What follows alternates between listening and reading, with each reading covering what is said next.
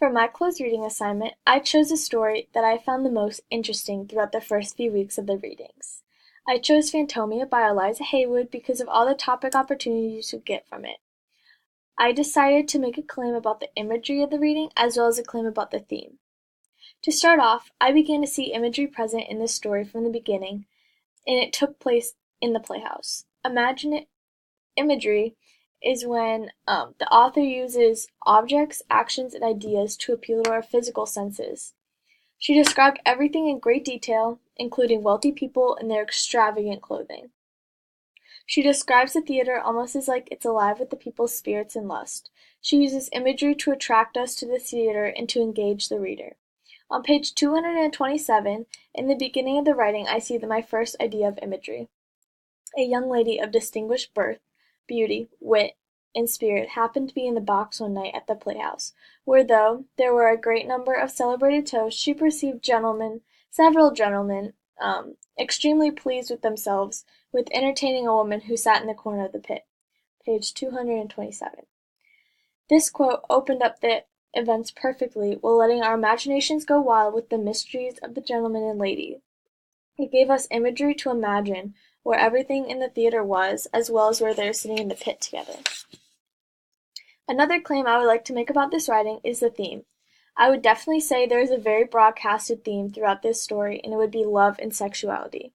Love is the theme of this writing. Even though Fantomia may have been raped, she still had overflowing love for Beau Plasmere. It was great well before she could be brought to confess anything, and much longer before she could be prevailed on any name of the man whom she fatally loved. Page 247. The generality of her sex, as to be able to refuse the kingdom of anything to the man she loved with that transcendentary of passion she professed. While going over the book, looking for a theme, love stuck out to me.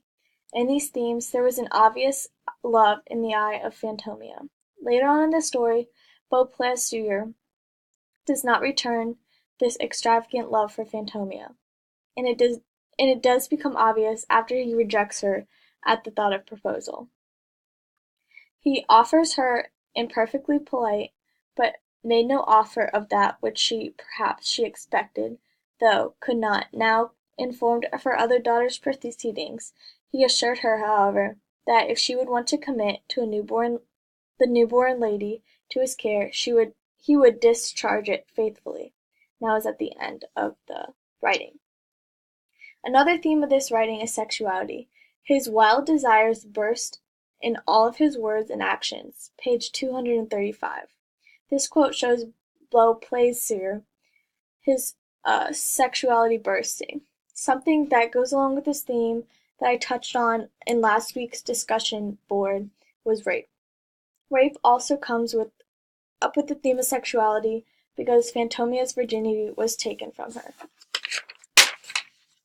He was bold, he was resolute, she was tearful, confused, altogether unprepared for this, to resist such encounter, and rendered more so the extreme liking of him.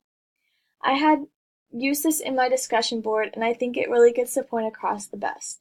She was tearful and confused, which means she did not give her consent.